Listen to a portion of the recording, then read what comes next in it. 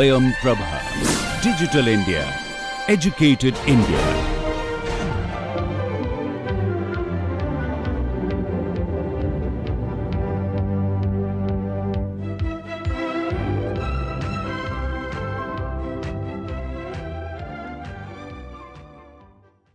Let us now discuss the implementation of forwarding. So at every stage there is a choice of inputs for that particular functional unit. We can either use the default inputs from the previous stage, or we can use one of the forwarded inputs. So when there is a choice, we typically use a multiplexer to choose between one of the inputs. And similar to our control path that we had in the case of simple hardwired processor as shown in chapter 8, we'll have a dedicated forwarding unit that generates the signals for these multiplexers, which are called forwarding multiplexers. So this will be clear when we discuss the examples. So before the discussion, let's take a look at our forwarding paths once again. So we have 4 forwarding paths. We have one path from RW to OF, which is a long 3-stage path. We have two-stage paths, which are RW to EX and MA to OF. Sorry, MA to OF is not required, we don't have it. We have 2 one-stage paths, which is RW to MA and MA to EX. Right, so basically OF will have one additional path into it. EX will have 2 additional forwarding paths, one from RW, one from MA. And in the MA stage, we'll have one forwarding input from the RW stage. So we have a total of 4 forwarding paths. So now, let's now take a look at the OF stage with forwarding. So there is only one forwarding path which is coming into the OF stage, and this is coming from the RW stage. So what we do is that let's first consider the units of the OF stage. So the inputs come from the IFOF register. They are processed by the functional units inside the OF stage, and the outputs go to the OFEX register. So as we had discussed in the previous few slides and in the previous chapter as well, that there used to be one multiplexer to choose between the output of the register file and the output of the immediate unit. This is for the second operand, whether the second operand is a register or an immediate. So this was an original multiplexer that we had, so we still maintain it. In addition, we add 2 new multiplexers called forwarding multiplexers. So the first forwarding multiplexer M1, multiplexer 1, takes as its input OP1, which is the contents of the first register. So the contents in the RS1 field or the first source register, right? Its contents, 32-bit contents, and also the forwarding input from the RW stage, right? So we take both of these values as inputs and we choose one of them. And how we choose one of them, we'll discuss the logic later.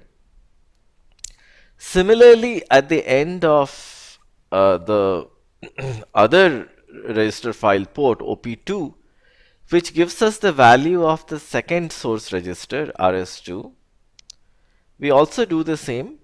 We have a multiplexer that chooses between the values, between the value of the register and the forwarded input from the RW stage. We choose between them, and so whatever we choose, we send it to the original multiplexer M dash, which chooses between a register input and an immediate, so the rest remains the same. And also we had discussed that in the case of a store instruction, it is necessary to essentially store the value of the second source register that we read. So that was stored in the OP2 field. So that is also there. So the only 2 additional changes that we make in this particular abridged diagram of the pipeline stage is that we only add two extra multiplexers, M1 and M2. So in M1 and M2, they help us choose between what the register file is giving us, which we call the default input, and the forwarded input that is coming from the RW stage. We choose between them, and if forwarding needs to be done, we choose the input that's coming from the RW stage. Otherwise, we choose what the register file is giving us. Let's now take a look at the EX stage with forwarding. So in the EX stage, what we do is that we mostly maintain the structure that we had. And so in the EX stage, what we had is that we had, so let's first see what goes into the EX stage. So three values go into the EX stage, A, OP2 and B. So A is the contents of the first source register. B is the contents of the second source register or the immediate, and OP2 is the contents of the second source register. So A, B and OP2 are what going to the EX stage. So we have been seeing this diagram for quite some time now. Now what we do is that we introduce two additional multiplexers, M3 and M4, which are forwarding multiplexers. The forwarding multiplexers choose between the values A and B and the forwarded inputs that come from the RW stage and the MA stage, right? So one forwarding input comes from the MA stage and one comes from the RW stage. So both of them are sent to these three input multiplexers, M3 and M4. So both for M3 and M4, what are the inputs again? One input is that one input comes from the previous stage, which is the OF stage. Two more inputs come from other stages, the MA and RW stage. So based upon the forwarding decision, we choose one of these inputs as the output and they are sent to the ALU unit. Also recall that the value of the return address register needs to be sent to the branch unit. So the return address register is a valid register. So its inputs can also be forwarded. So we do that, and so the output of M3 is also sent to the branch unit, as should be the case, and the branch unit does its computation and sends the results to the IF stage. We add one more multiplexer M5 to choose between OP2, which is the register that the store instruction will use, and the forwarded input from the RW stage. So one trick question that readers can ask is that why are we not using the forwarded input from the MA stage? So that is very simple to explain. The reason we are not doing this is because we will actually require the OP2 value in the MA stage, right? So instead of doing an MA to EX forwarding, and it is much better to follow our previous principle that we forward as late as possible, and we forward it from RW to MA, because the instruction that is in MA in the current cycle would reach the RW stage in the next cycle, and the current instruction that's there in the EX stage would reach the MA stage in the next cycle, and in the EX, MA and RW stages instructions don't get stalled.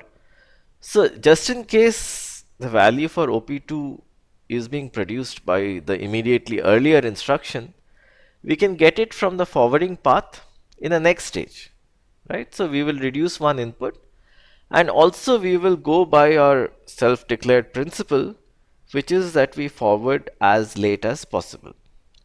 So that's the reason we add one more multiplexer over here, which is M5.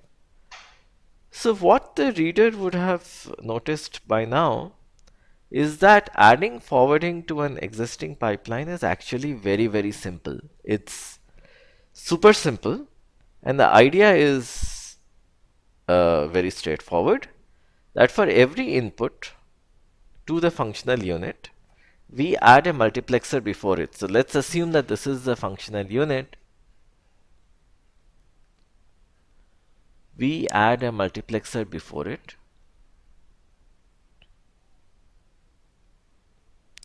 One of the inputs to the multiplexer comes from the previous stage, which is the default input, and the rest of the inputs come from the forwarding paths. So if there is one forwarding path, there will be one additional input. If there are two forwarding paths, there will be two additional inputs. Then we choose between one of these inputs and we send it to the functional unit. So that is the simple idea. So since there are two forwarding paths that come from the MA and the RW stages to the EX stage, every multiplexer to the input of both the branch unit and the ALU unit will have to choose one input among three. One of them comes from the previous stage and two come from forwarding paths. OP2 is an exception. The reason it's an exception is that it's not used in the EX stage, rather it is used in the MA stage. So we only need to consider one forwarding path, which is the RW stage. So just in case the correct value is there in the RW stage, we can forward it at this point of time. Because we can't forward it later, the instruction will leave the pipeline. And just in case the right value is there in the MA stage, instead of doing an MA to EX forwarding, we can do an RW to MA forwarding one cycle later. So this is according to our principle that we forward as late as possible, right? One cycle later.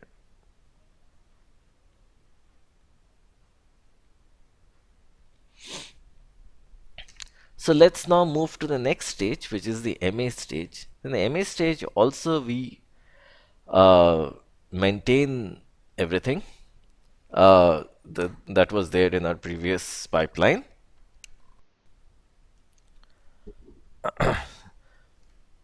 So we maintain all the structures that were there in the MA stage.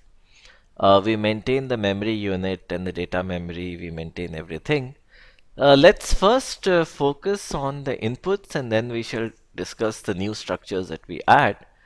So the input is the ALU result, which is the address. So for a load, this is the only field that is required. And since this is pre-computed by the ALU unit, it will not be affected with forwarding. So it can go directly to the memory unit. In addition, since it's the result of the ALU, this is the beginning of a forwarding path. So when we are forwarding from MA to EX, it is this value which needs to be sent to the EX stage, because this is the value that the ALU has computed in the immediately preceding cycle. So we add a wire, the green wire, which goes to the EX stage. So this is the forwarding path. Alright, so let me maybe write it here.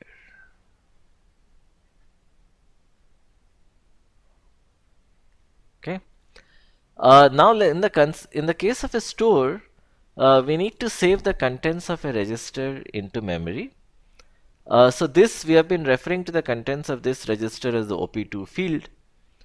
So the OP2 field will be affected by forwarding paths. So what we discussed in the last slide is that instead of doing an MA to EX forwarding for the OP2 field, we can do an RW to MA forwarding because we want to forward as late as possible.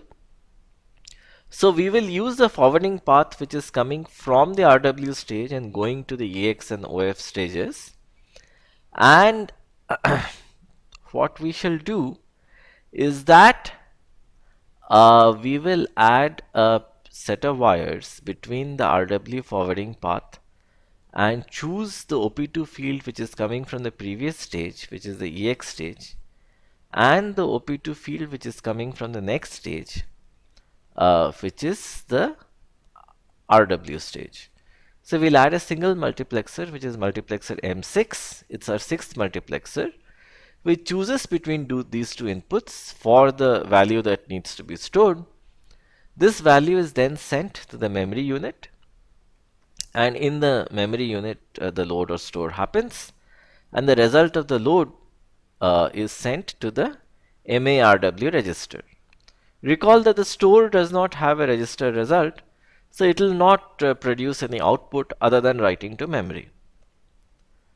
The RW stage is very simple. We'll have a register write unit, and in the case of RW, we actually forward the RW result to 3 stages. So let me just go back and show the forwarding paths once again.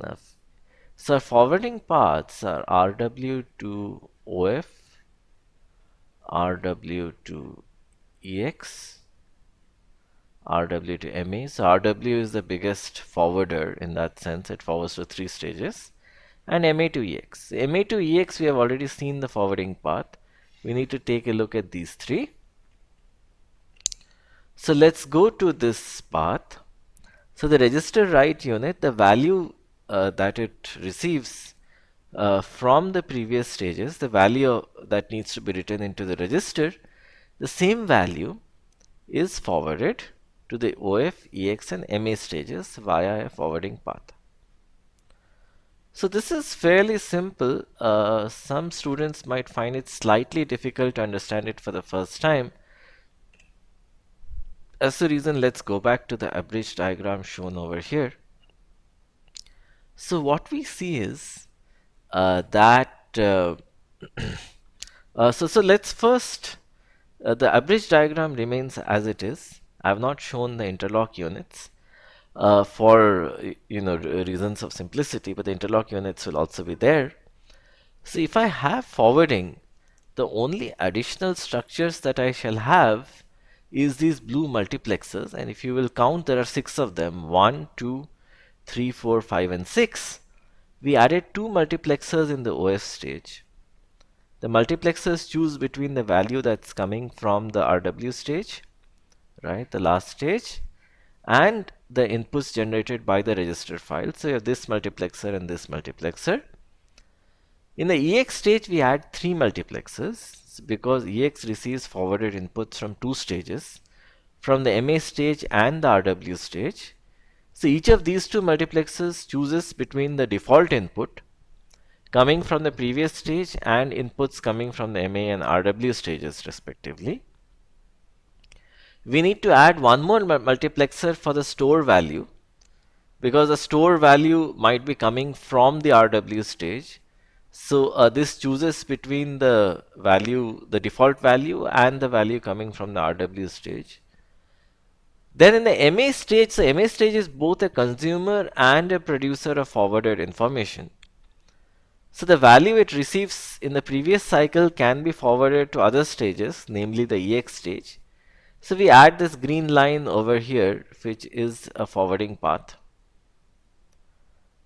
And the MA stage at the same time receives a forwarded input from the from the RW stage. So the RW stage's input goes here. So we choose, so in the case of a store instruction, not required in the case of a load, but in the case of a store, we choose between the default input and the input coming from the RW stage with the help of our 6th and last multiplexer. The results go to the memory system and we perform a load or store. Finally, we have a register write unit, and which does the work of the RW stage. We also send the value that we get from the previous stages, right? So we shall either get a value from the EX stage or a value from the memory unit in the case of a load. So whatever the value is, we send it to the rest of the 3 stages, OF, EX and MA, via the red forwarding path. So that is, so let me remove the annotation on this slide. So this is pretty much all the changes that we need to do to implement forwarding.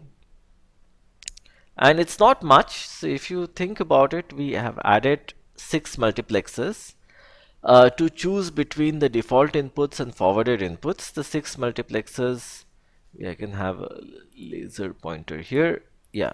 So the 6 multiplexers are 1, 2, 3, 4, 5 and 6. Then we have a set of wires that come from other stages, and depending upon the logic we choose between one of the inputs, and that input is the input for the functional unit. That's all. Now let's take a look at forwarding conditions. So we need to determine if there is a conflict between two instructions in different stages. So a conflict means a read after write dependency. So we find if there is a conflict for the first operand rs1 or ra, and we find if there is a conflict for the second operand, which is rs2 or rd in the case of a store, and for the first case ra in the case of a ret instruction. So we will always, so let's assume that there is an instruction in the OF stage and it has a read after write kind of dependence or a conflict with instructions in all the three other stages, right? In the EX stage, in the MA and the RW. So basically for the same operand, we'll always choose the earliest. We'll always, this statement is not actually correct. We'll always forward from the latest instruction. So which basically means that if the instruction is coming from the EX stage, so let's assume that all the three instructions over here are, so this instruction is of the type add R1, R2 and R3, and all the three instructions over here are generating a value for R2. So we'll essentially forward from the EX stage because that is the latest stage, right? So EX stage is essentially overwriting the values of R2 produced by the two other stages. So we always forward from the latest instruction, that is before the current instruction. So let's take a look at the forwarding algorithm, which is very similar to the conflict detection algorithm. So let's look at the conflict on the first operand, which is RS1 or RA. So the input is the instructions A and B, and the possible forwarding is that instruction B is coming before instruction A. So B can forward some data to instruction A. So if a conflict exists on RS1 or RA, we return true. Otherwise, if there is no conflict, we return false. So let's see. So since A in this case is a consumer instruction, and it is one of the following: NOP, BQ, BGT, call, not, and move. It means that it does not use its first source, right? So it does not use the first source operand. It does not use the RS1 field. And since it does not read from any register, we cannot have a conflict, so we return false. Similarly, if B is a part of this set, which is NOOP, CMP, store, B, BQ, BGT, and ret, it means that we are not writing to any register, so we cannot have a read after write kind of dependency when registers are involved, so we also return false. Otherwise, we set the sources. So we say that SRC1 is A's RS1 field. However, we take this special case into account that if A is a return instruction, then we set SRC1 as RA. So refer to chapter 8, we had discussed this special case. So refer to chapter 8 for this. Similarly, we set the destination. So in the case of we consider the destination variable. So mind you, this entire algorithm needs to be implemented in hardware. So we are only showing the pseudocode over here. So the destination register should ideally be the RD field in instruction B. However, if instruction B is a call instruction, then the call instruction writes to the return address register. So dest will be equal to RA. Once we have set the source and the destination, we need to detect conflicts. So if SRC1 is equal to dest, which means that the first source of A is equal to the destination of B, then the read after write kind of conflict on registers exists, so we return true, otherwise we return false. So let's look at a similar algorithm for the second source operand, which is RS2 and RD in the case of a store. So the inputs are instructions A and B, and there's a possible forwarding path from instruction B to instruction A. So a conflict will exist on the second operand RS2 and RD. If a conflict exists, we return true. Otherwise, we return false, similar to the previous algorithm. So let's do one more thing. Let's first look at instruction A.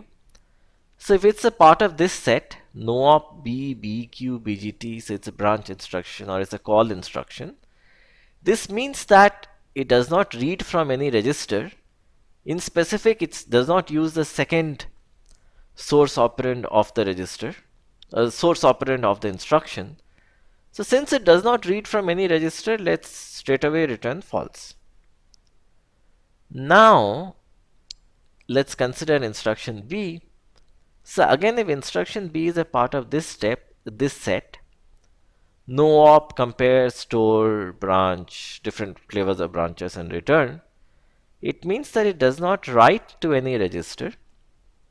So we can also return false, because if we are not writing to any register, we can't have a RAW dependence on a register. So we will also return false.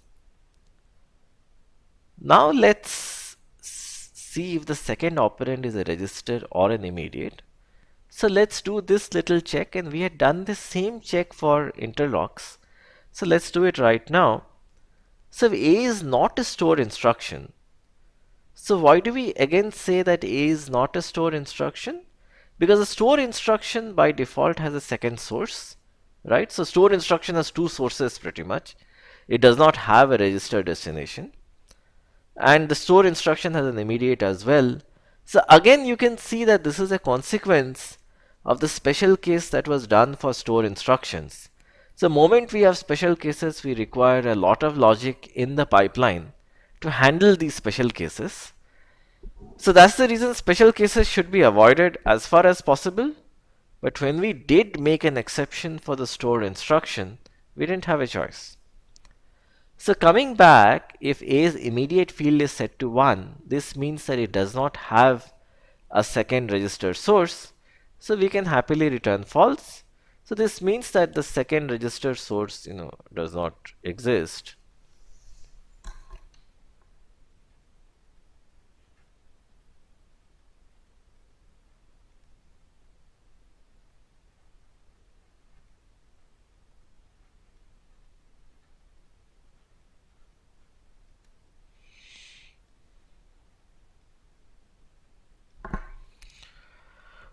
Now that we have at this point ascertained that a second register source does exist, we set src2 to A's a.rs2, and if it's a store instruction, we set src2 to a.rd. Then we set the destination to b.rd, and what we had done in the previous slide, which is that in the previous algorithm, right, algorithm 6, is that if B's opcode is a call instruction, then we set the destination to the return address register. This is because the call instruction writes to the return address register. Henceforth, detecting conflicts is very, very easy. We say if src2 is equal to dest, then we return true, means a conflict exists.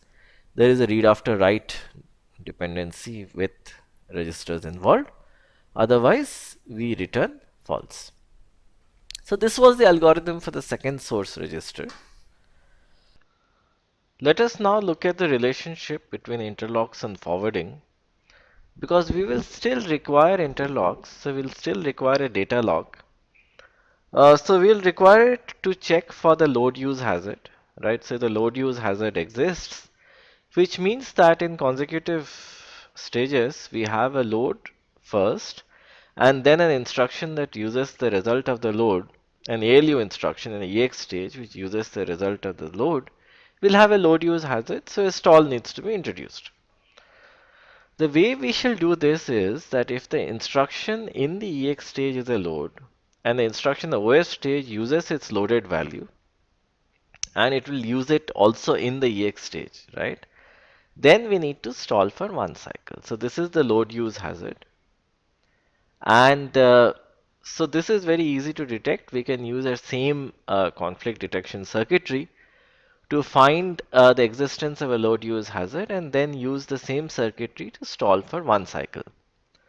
The branch lock remains the same as before, where we use option number 3. And if the branch is taken, we cancel, nullify, convert to bubbles the instructions in the IF and OF stages. So let's now take a look at the curious call or the call instruction. I have a burger over here because there is some food for thought. So the call instruction generates the value of RA, the return address, in the RW stage, right? That's when we add PC equals, RA is PC plus 4. So any instruction that uses the value of RA, so you can always, nothing stops us from writing an instruction of this type. Add R1 RA4, right? So any instruction that uses the value of RA such as ret or an instruction of this type, I can always define a code snippet of this type call.foo and ret. So any such instruction still works correctly. Why? Right? You need to prove it. So I think I'll give you an outline of the proof. So the call is a taken branch. So if call is a taken branch and I just draw a pipeline diagram, so what will happen is that in a given cycle, if the call instruction is over here, there will be no instructions, there will be bubbles in the previous two stages, right? Bubbles in EX and MA. The reason being that it's a taken branch, so basically the two instructions immediately after it will get converted to bubbles.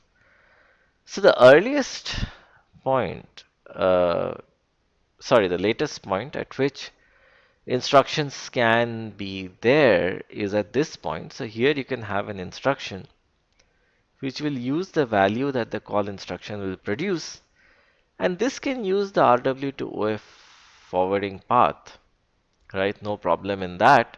And since we are only adding PC plus 4, that's a very simple addition, it's a very fast addition. Then quickly do the addition and we can forward it from RW to OF. So any instruction which will be there, right, the closest it can come to a call instruction is it'll come into the OF stage. So it can get the value from the RW to OF forwarding path. As a result, it'll get the correct value. So let's take a look at the complete data path again with forwarding and our pipeline in full blown glory. So this is the basic pipeline that we had, right? So we have gradually been building on it. We added our pipeline registers. Subsequently, we added our forwarding multiplexers, right? 6 of them. So the forwarding multiplexers have to be controlled. So the way we will do it is that all the pipeline registers will send information about their instructions to the forwarding unit. The forwarding unit will compute the control signals for all these multiplexers. I have not shown them, in the interest of readability, but pretty much there are lines from this to each of the multiplexers, right, to control it.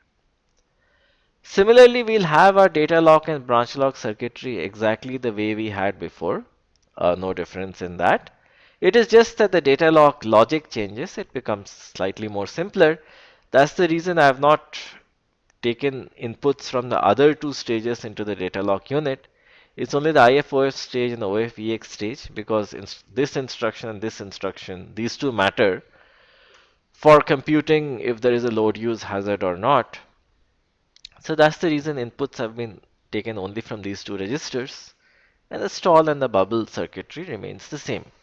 So just to summarize at this particular point, we have a fairly complicated processor on our screen. So it's a 5-stage pipeline. It's called a 5-stage in order pipeline because instructions are not overtaking each other. They move in program order. And we have pipelining, we have interlocks, we have forwarding. Almost everything that is required to get a high performance in order implementation, right? In order processor implementation. So this is great. It's just that it's fairly complicated. So you will see in the website of the book that we at least are distributing the logisim and VHDL models of the base processor. So it does not have pipelining and interlocks and forwarding. But normally, as assignments, we ask students to create a pipeline with interlocks, pipeline stages, and forwarding, and they are able to do it. It's not a lot of work. So in a month or two, it's possible to do it, and it's a lot of fun. So I would advise all the readers and listeners, readers of the book and listeners of this video, that the right way and the most effective way of learning how to design a pipeline processor is to actually build one. So you can take a base processor that we have built in VHDL that does not have pipelining from the book's website, and then add pipelining to it. So it's a lot of fun. Alright, so now that we have seen forwarding, we can move on to the performance metrics of how to find out if a pipeline is fast or slow. So what do we typically mean by the performance of a processor, right? People will say one processor is faster than the other. So what do we mean by that? Well, the answer is almost nothing. So we should be asking a different question because there was a problem in our previous question. So we should be asking what is the performance of the processor with respect to a given program or a set of programs, because it is possible that processor A is fast for a certain program and slow for another program, and vice versa, right? Processor B is faster is for some set of programs and slower for another set of programs. So we should ask these questions in the context of a set of programs. Second, how do we define performance? So let us define performance very simply as a quantity that is inversely proportional to the time it takes to execute a program. So what we do is that we take a CPU, we take a processor, and we give it a program.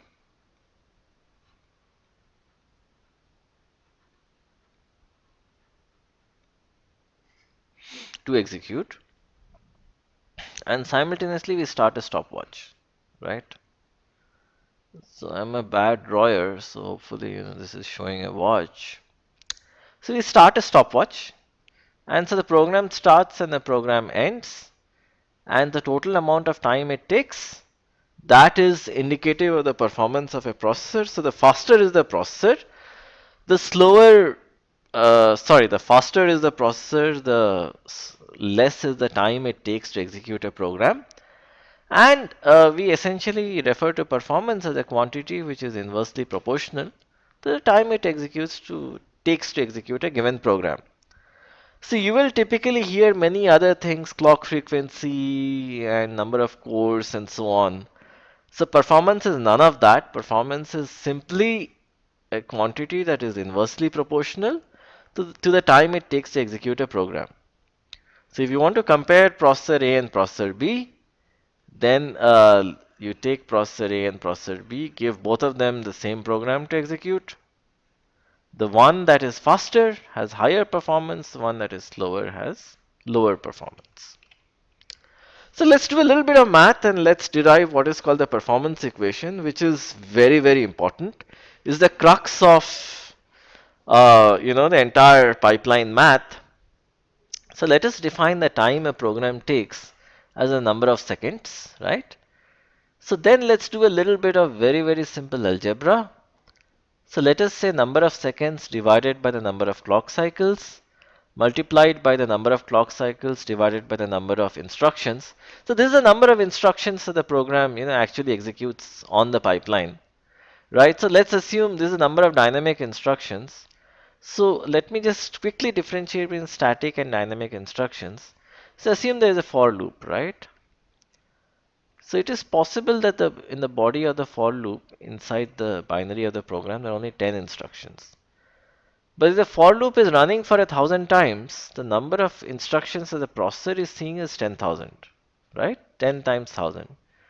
So when we talk about number of instructions, we refer to this quantity. Is the number of instructions that the processor sees. These are called dynamic instructions.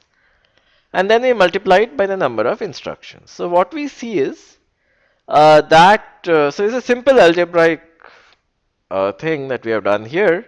So the number of cycles will cancel out and number of instructions will cancel out.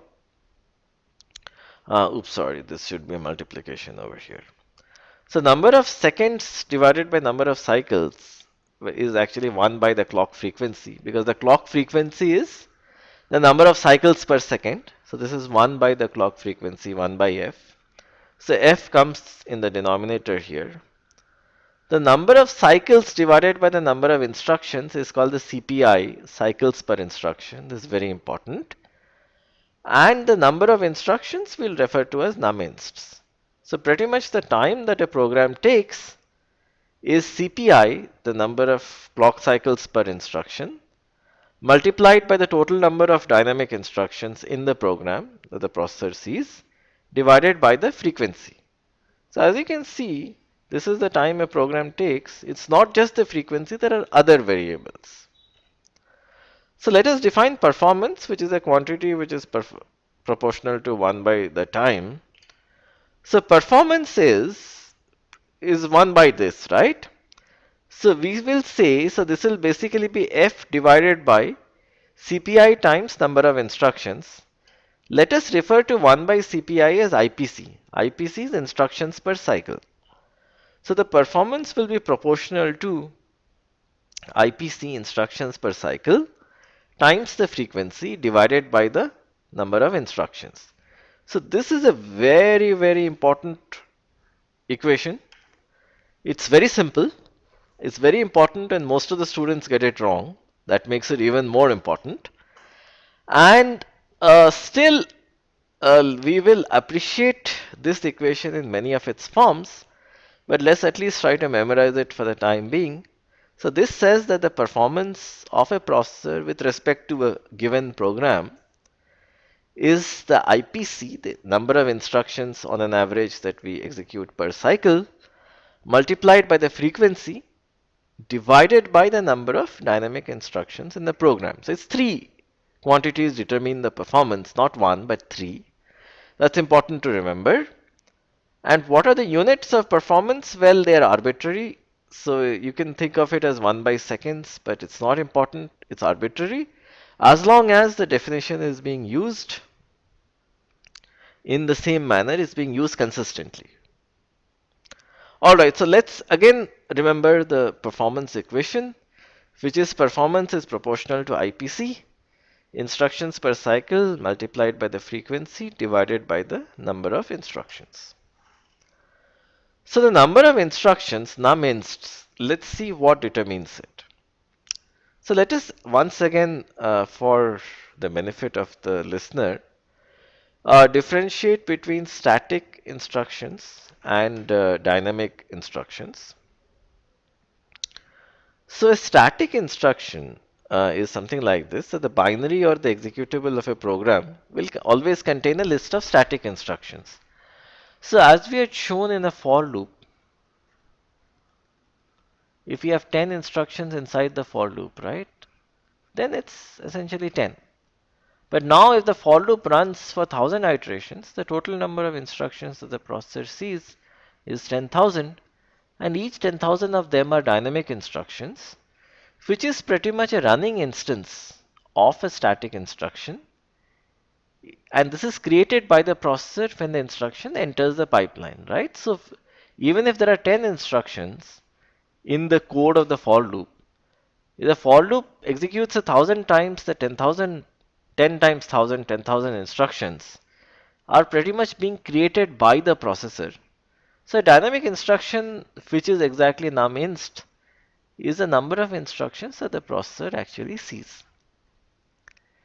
Right? So basically, how do we, have exercise some degree of control over dynamic instructions? Well, so the dynamic instructions are pretty much a function of, so dynamic instructions, with different kinds of pipelines and so on will still remain the same. It's a function of the code, right? So what do? We first write C code, which is converted to assembly code. And assembly code has a one-to-one correspondence with machine code. I'll just write MC to mean machine code. So a smart compiler can essentially reduce the number of dynamic instructions, right? The number of executed instructions by essentially generating code which is more compact. Instead of generating code which requires a lot of instructions, a smart compiler can do a lot of things to ensure that the generated code is fairly compact, and we also do not have dead code. For example, a lot of times the programmers would write some pieces of code which are actually not used. So the compiler can remove all of that. That is one thing that the compiler can do. Other things that the compiler can do is, if let's say at any point some computation is being repeated, it can avoid that. So in a similar manner, when we are generating assembly code, where the compiler needs to keep in mind that reducing the number of instructions will actually really help us. So let's look at some of these schemes once again. So dead code removal means that programmers often write a lot of code which does not determine the final output. So it can run, but it has no effect. So this code is redundant. So this can be identified and removed by the compiler.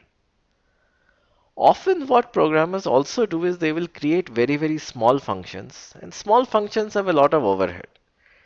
We need to call the function, we need to return from the function, we need to spill registers and restore registers. Instead of that, so for example, I can define a function of this type, right?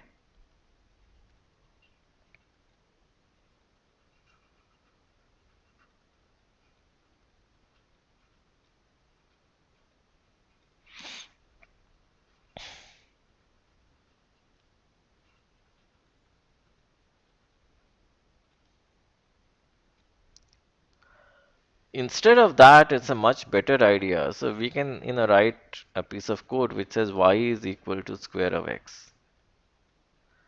It is a much, much better idea to replace this with a code snippet which says y equals x times x. So we will be saving a call instruction, a ret instruction, many of these registers spill and restore instructions. And we'll be able to save a fair amount of code if we sort of remove this function and replace it with the logic of the function. So this is called function inlining, which means that we paste the code of the callee in the code of the caller.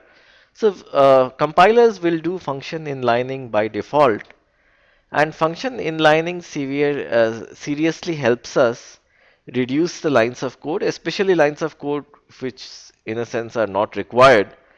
And programmers nevertheless do declare very, very small functions, and this has a performance overhead. And inlining will reduce it to a certain extent, and this is done automatically by compilers. Let's now take a look at the CPI. So the CPI for a single cycle processor is 1 because all instructions take 1 cycle to execute. Now let's consider the CPI for an ideal pipeline which does not have any hazards. So let's assume we have n instructions and we have k stages. So the first instruction enters the pipeline in cycle number 1, and it will leave the pipeline in cycle k because there are no hazards and thus no stalls. The rest of the n-1 instructions will leave in the next n-1 consecutive cycles. So the total number of cycles that we spend is n-1 plus k, because we spend the first k-1 cycles not doing anything, right? So for n instructions to pass through a k stage pipeline, it will take n plus k-1 cycles. And since there are n instructions, the CPI will be n plus k-1 divided by n. So this is also a very important equation and should be appreciated and understood to its full extent. Now the CPI in this case, if a pipeline has k stages, so let me maybe draw it in one more sense and show.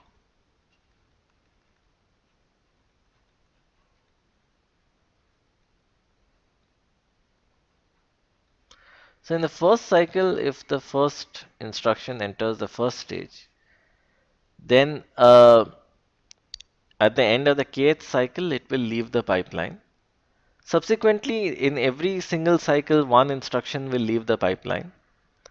So then the total amount of time required will be n minus 1 plus k, same as n plus k minus 1.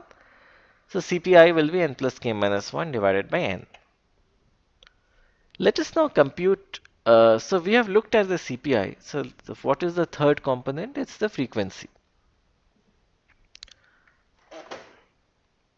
So let us let the maximum amount of time that it takes to execute any instruction within the processor be T max, and let us refer to this as the amount of algorithmic work. So let us again assume that we will not, in the case of a single cycle pipeline, in the case of a single cycle processor, which has only pretty much one stage, we'll not divide the execution of an instruction into two clock cycles, right? Because we don't have a pipeline. So in this case, the minimum clock cycle time that we can afford is T max, because T max is pretty much the maximum time it takes to process a single instruction. So what will be the maximum possible frequency? F max will be 1 divided by T max. In the case of a pipeline, let us assume that all the pipeline stages are balanced, which means that they do the same amount of work. It takes the same amount of time to flow through them. So the time per stage and the total amount of work, that you do, the total time it takes for an instruction to finish its execution is T max. If there are k pipeline stages, the time per stage will be T max divided by k. Furthermore, so in pipelines, we have pipelines. So the typical structure is like this, that we have a pipeline register slash latch.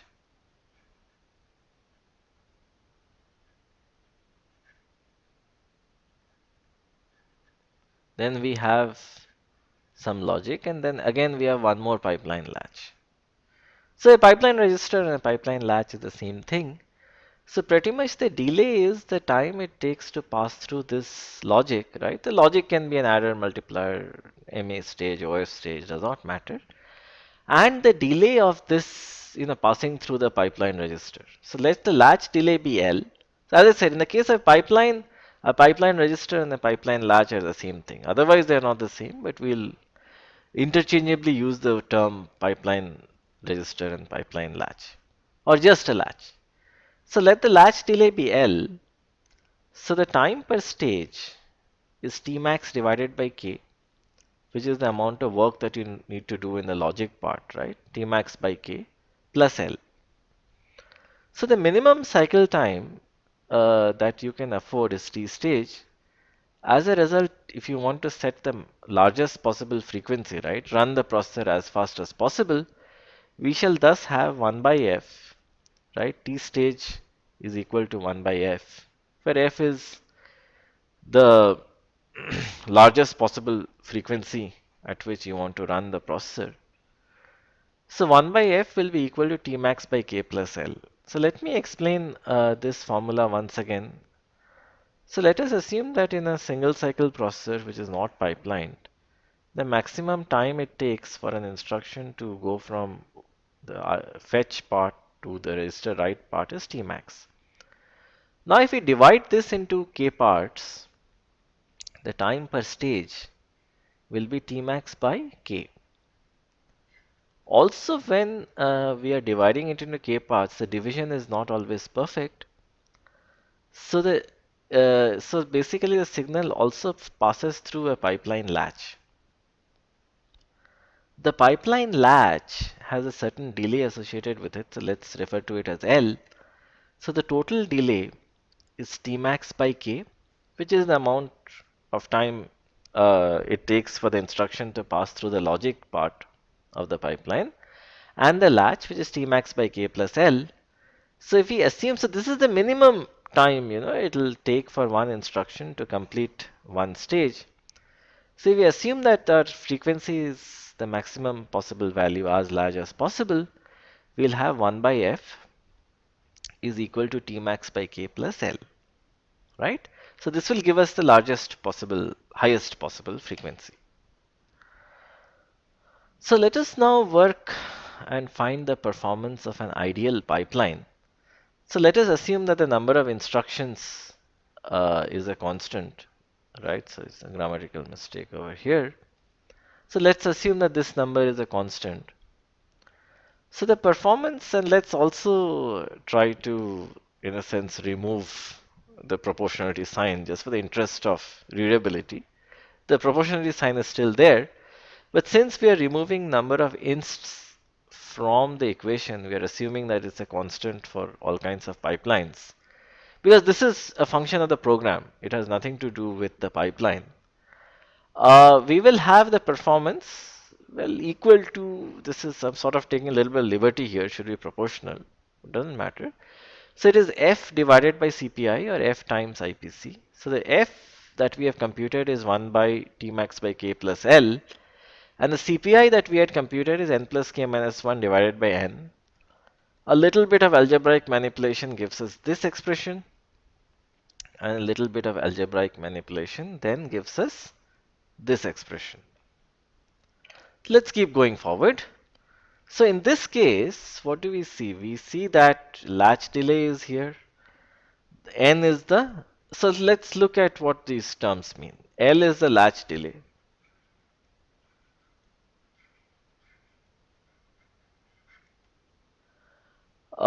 T max is the algorithmic work or the total time it takes for an instruction to go from one end of the pipeline to the other.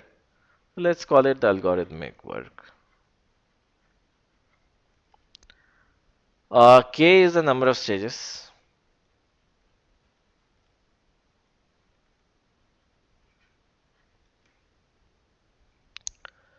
That's all. And N is the number of instructions.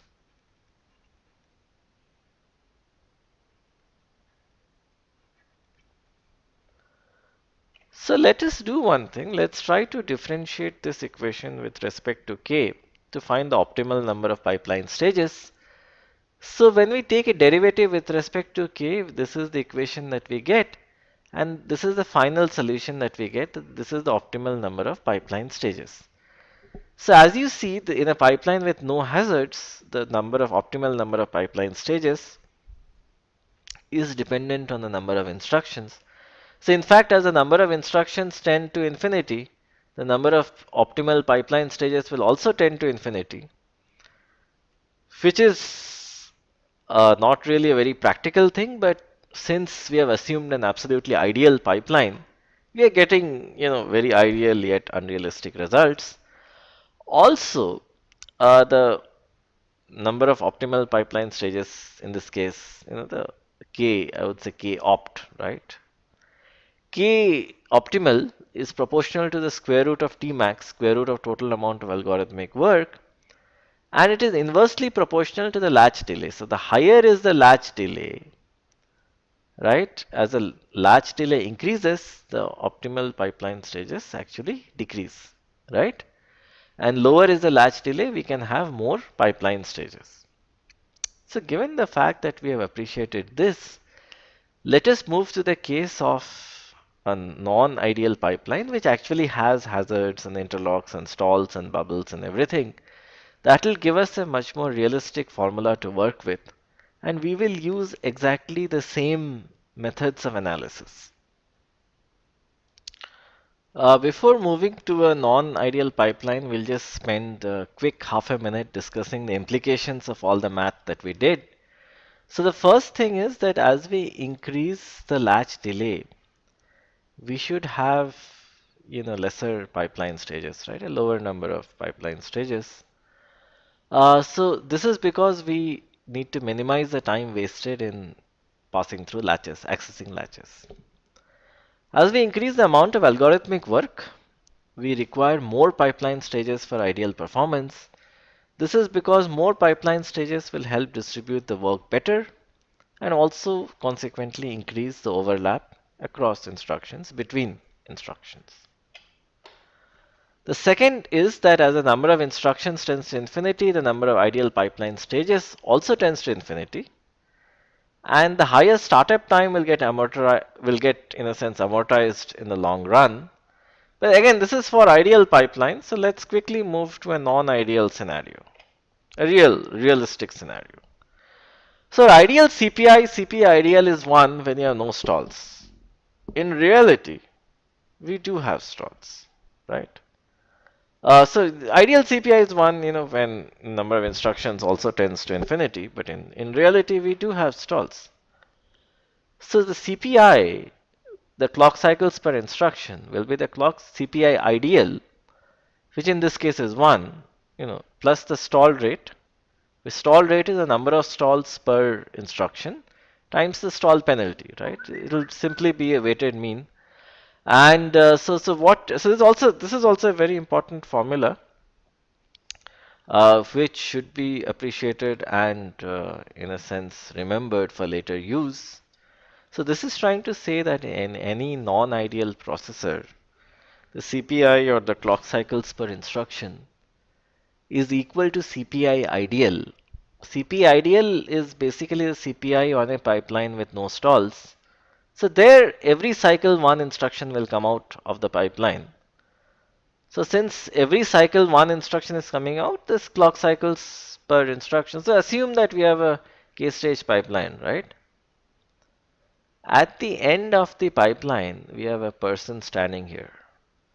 In an ideal pipeline, he would see that every cycle one instruction is coming out.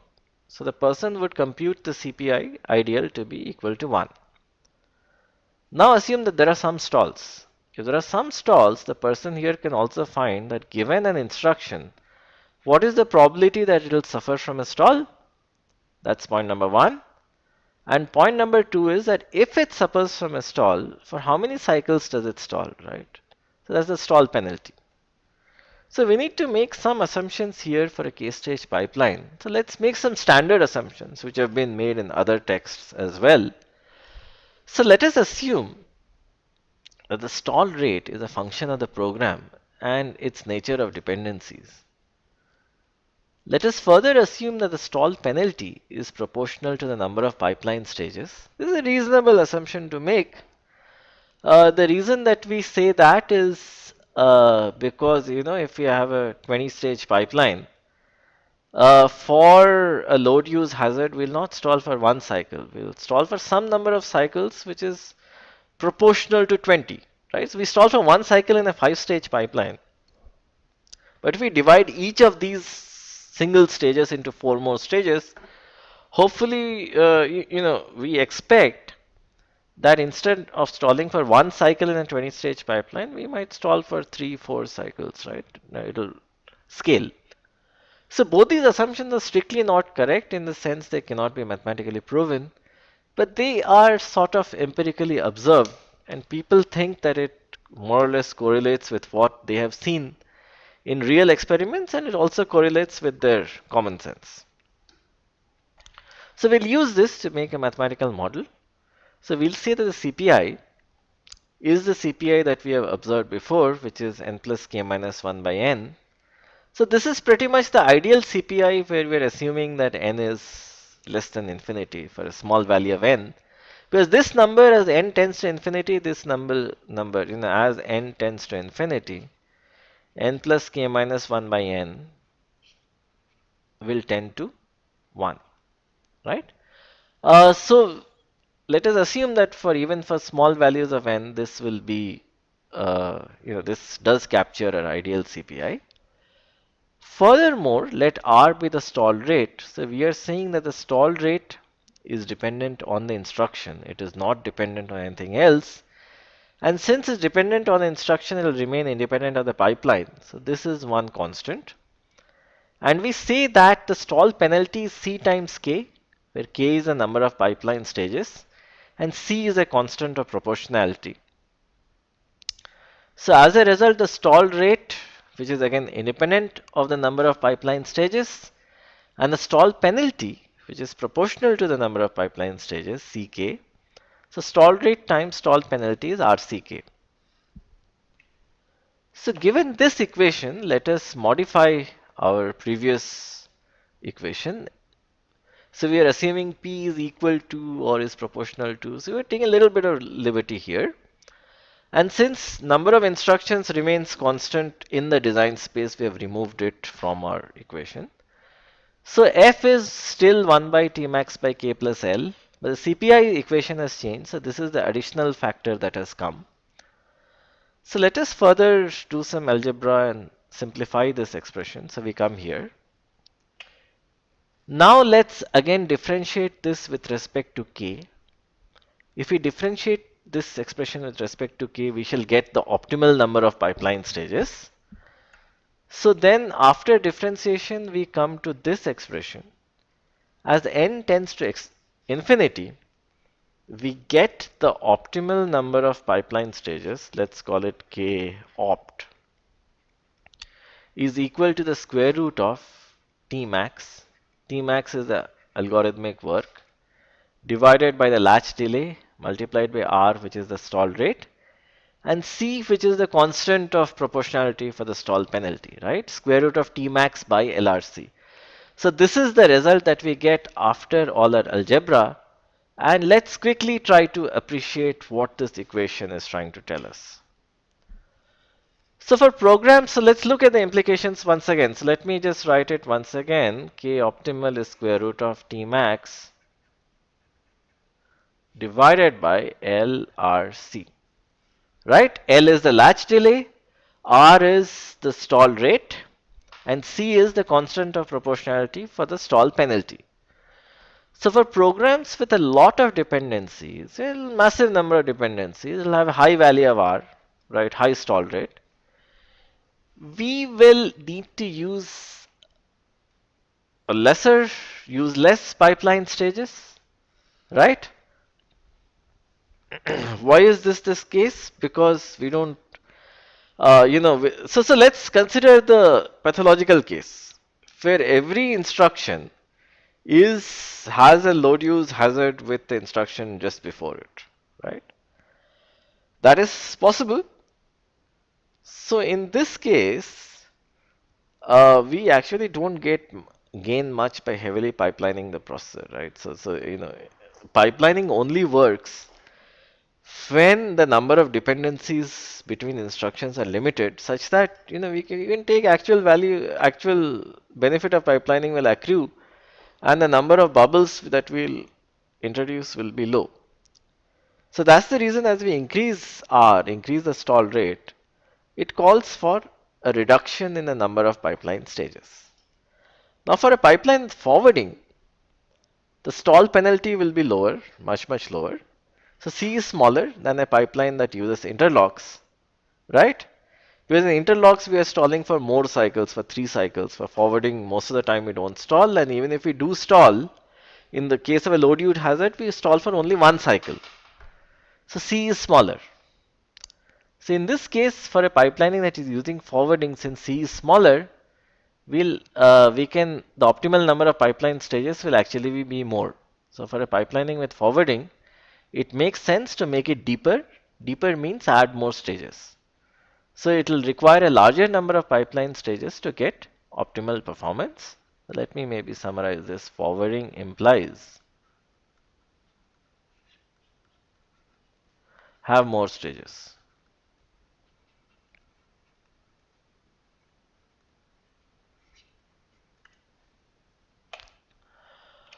Alright, so let me once again write this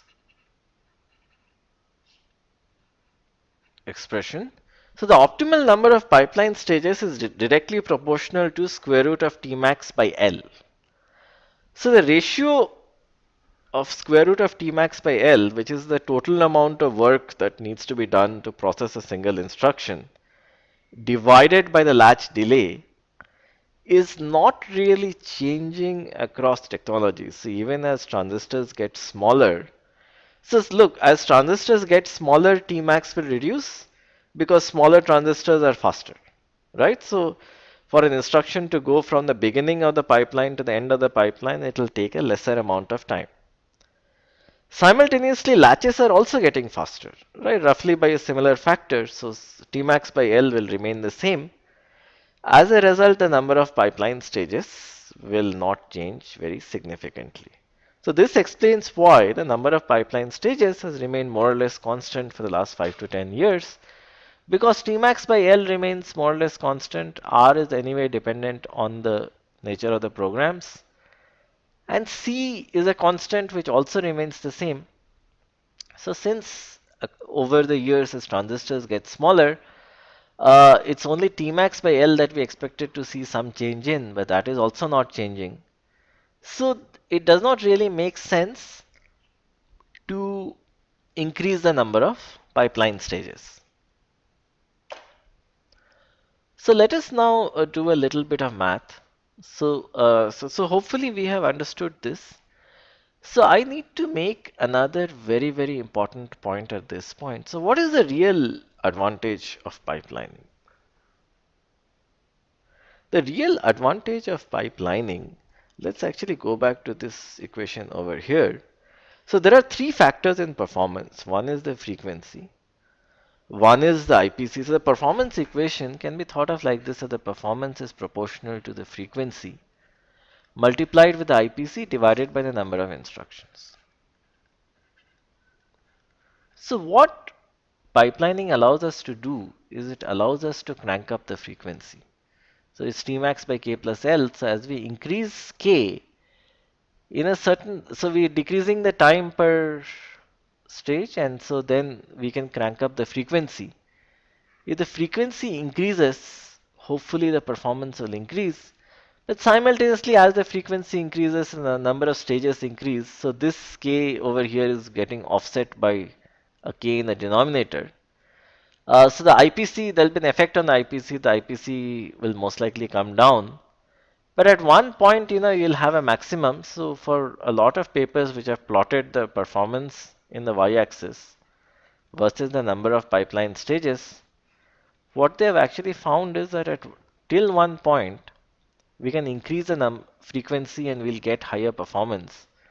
After that, the performance kind of decreases. So they choose the optimal point, and the optimal point gives us the optimal performance as well as the optimal number of pipeline stages.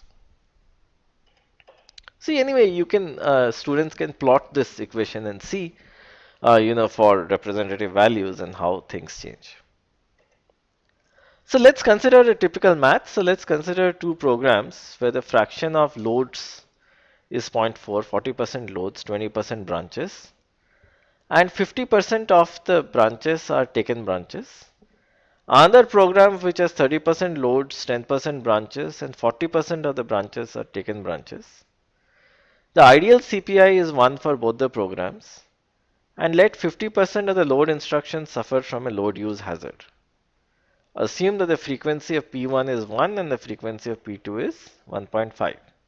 The units don't matter. So compare the performance of P1 and P2.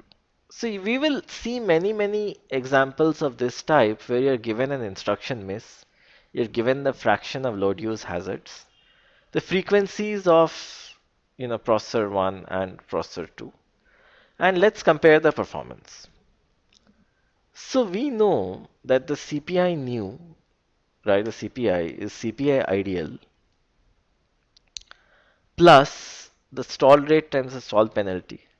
So we will see take the ratio of loads, multiply them with 0.5 because half of the loads suffer from a load use hazard. So this is the ratio of loads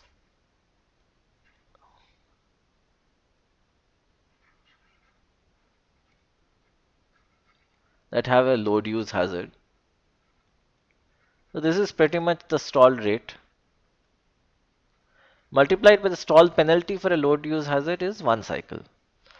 Plus the ratio of branches, multiplied by the ratio of taken branches within that. So this is the stall rate for branches, multiplied with the stall penalty, and the stall penalty for taken branches is 2 cycles. So we compute the CPI by taking values from the previous table. We find the CPI of P1 to be 1.4 and the CPI of P2 to be 1.23. So the performance can be expressed as a quantity which is F divided by CPI, which is 0.71 for P1. Units are arbitrary. Similarly, the performance of P2 is equal to F divided by CPI, which is 1.5 by 1.23, which is 1.22. Since the performance of P2 is higher, we can say that P2 is faster than P1. So we shall often use the term, and for arbitrary units, we'll use the term AU when the units don't matter, right? But what is the most important takeaway point from this slide is the way that we compute the CPI. So CPI is CPI ideal plus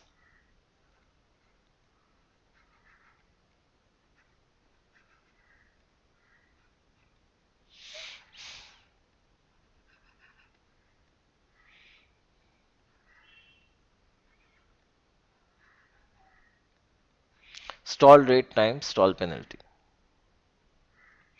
So the stall rate is that per instruction, what is the probability that you'll have a stall? And so there can be multiple reasons for a stall, right? So you can have stalls because of loads, you can have stalls because of branches. They are disjoint events, so we can put a summation here.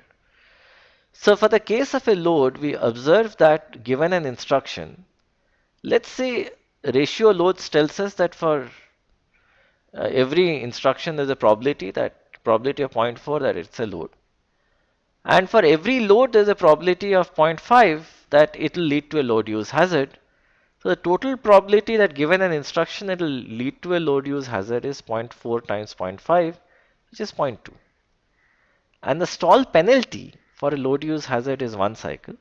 So we get stall rate times stall penalty for loads as this expression. Similarly, for branches, we need to find what percentage of the instructions are branches. And out of the branches, what percentage are taken branches. That will give us the stall rate because for every taken branch we stall. And we'll get the stall penalty. The stall penalty is 2 cycles per taken branch. So when we multiply both of them, we'll get the number of stall cycles for taken branches. So when we add all of these components, we'll get the CPI new.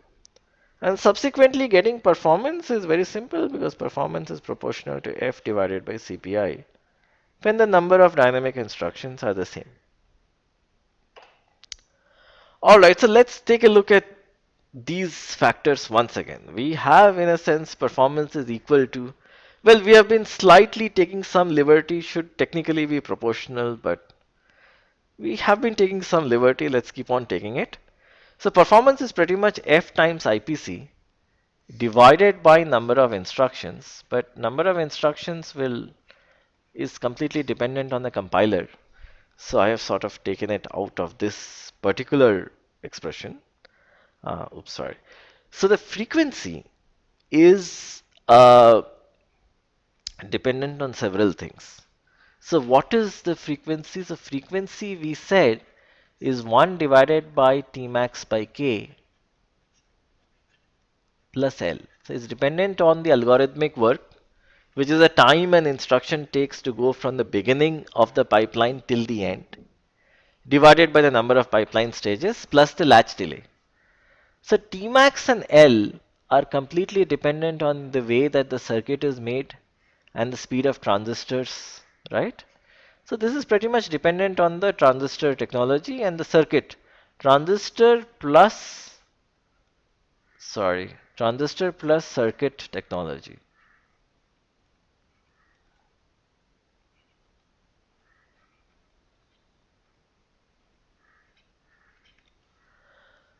The other factor in determining the frequency is K, which is the number of pipeline stages, and this is determined by the architecture, right? The way we design the chip, the computer architecture of the chip, that determines the factor K. So as we see that the frequency is determined by the technology, the transistor technology, in terms of Tmax and L, and K is determined by the architecture, right? So Tmax and L from the technology and K from the architecture. Similarly, when you talk about IPC, which is 1 by CPI, it is of course determined by the compiler because you can order the code in such a way that there are no load use hazards, right? Can be done. So compiler has a role to play. The architecture definitely has a role to play because look, schemes like forwarding are architectural schemes. Interlocks and forwarding are architectural schemes. There are many, many more architectural tricks that can be done to ensure that our stall rate and our stall penalty go down. So these determine the IPC of the processor. And so the IPC is definitely determined by the architecture, and the strongest, the most potent IPC increasing mechanism that we saw in this lecture is forwarding. So what does forwarding do? Forwarding essentially reduces the number of stalls. So it reduces the CPI and it increases the IPC. We have the other factor, which is the number of instructions, and the number of instructions is dependent purely on the compiler. And so basically we have three things. We have the technology, we have the architecture, and we have the compiler. And it's the interplay of these three that determine the performance. And here again I would like to state the most important thing, which almost all students miss, that where does the benefit of pipelining come from? So it clearly does not come from the number of instructions, because this is a function of the program, right? So the benefit can't come from here. The benefit cannot come from IPC. I'll tell you why. Because let us consider, so what is the IPC of an ideal pipeline? The IPC of an ideal pipeline, the number of instructions per cycle of an ideal pipeline for a person who's standing over here, assume that this is the end of the 5-stage pipeline, right? For an ideal pipeline, one instruction will be coming out every cycle. So this person will see the ideal IPC to be 1. So I can say that the IPC ideal is 1. And what is the IPC of a single cycle processor without any pipelining? Well, every instruction is completed in a single cycle. So the CPI is 1 and consequently the IPC is 1. But in any real pipeline which will have hazards and stalls and bubbles, the IPC is expected to be less than 1. Right? Because we will actually have stalls, right? So we need to stop. We can't process every instruction in one cycle. We have dependencies. So the number of instructions remains the same. It cannot be a factor. IPC decreases. So it definitely cannot be a factor. The only factor that is responsible for increasing performance is frequency, right? So let me delete the ink on this slide because I want to make a very important point. The only factor one second. Yeah, the only factor which allows us, right? So basically we know that, in this equation, in this particular equation, there is nothing that is really helping the case of pipelining. Number of instructions aren't, IPC is not. The only advantage we are getting from pipelining is that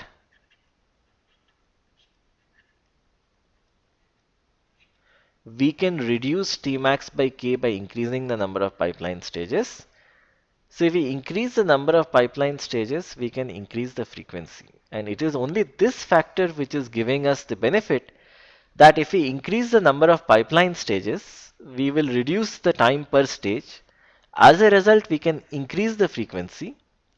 And by increasing the frequency, we'll be increasing one term in the performance equation.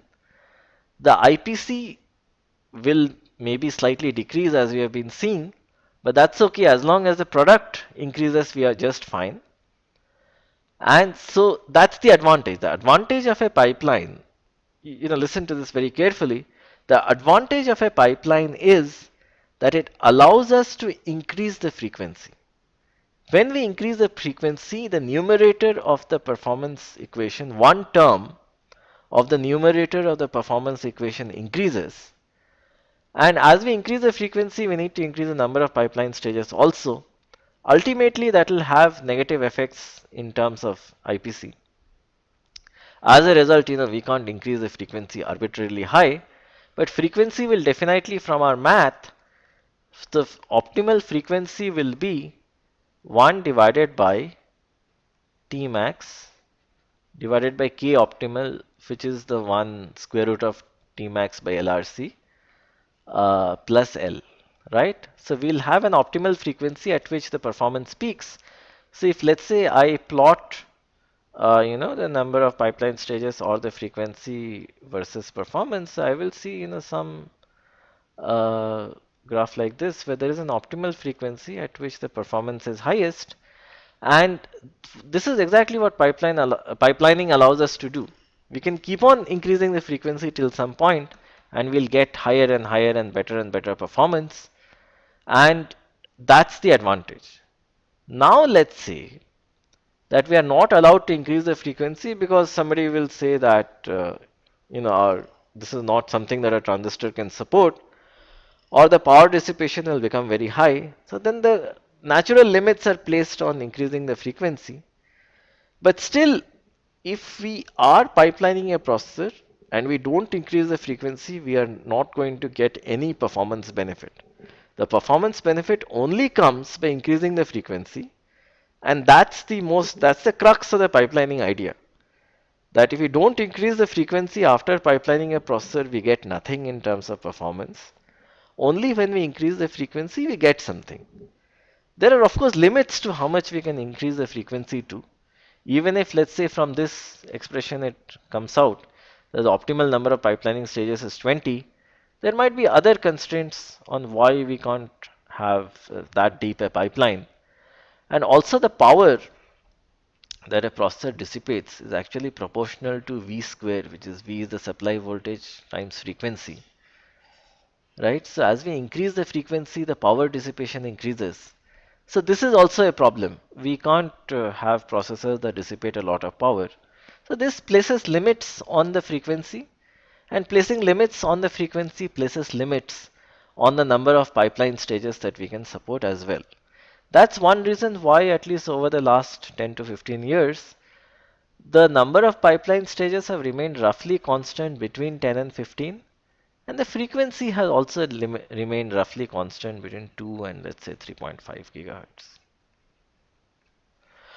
All right, so let's finish this, very, very interesting discussion on pipelines. So this current lecture ends here.